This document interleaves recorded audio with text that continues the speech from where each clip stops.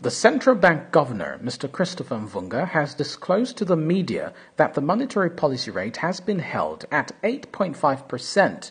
The Monetary Policy Committee, MPC, at its May 17th and 18th, 2021 meeting, decided to maintain the monetary policy rate at 8.5%.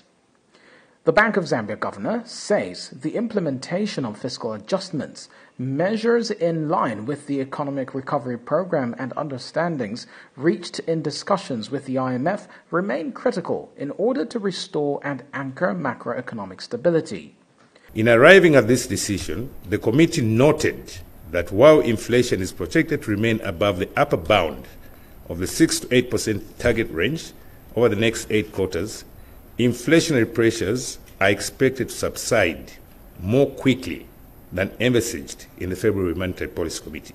I think you need to take note of that our expectation is that inflation will come down, particularly towards the end of the forecast horizon. This is mostly on account of excess supply of maize and other crops, higher copper prices, and improved external financing. By external financing, what I mean is money coming in outside our borders into the country.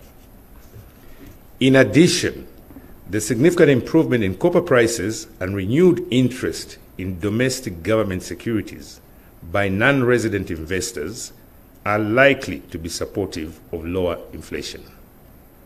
Inflation is now projected to average 21.9% and 16.7% in 2021 and 2022, respectively. Again, I should reiterate that our target range is 6 to 8%, so we're still outside about the target that we've set. Mr. Mvunga says preliminary indicators of economic activity point to weaker growth in the first quarter of 2021.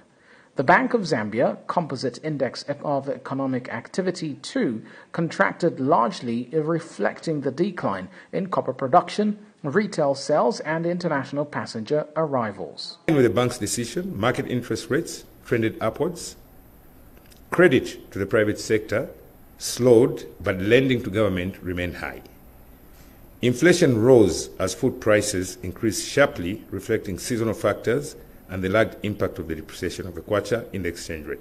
I should hasten to say here that if you see elevated lending into the domestic market to government, I'm sure you're all aware that we're not borrowing externally anymore. But government wheels need to turn. So that's why we're raising money domestically.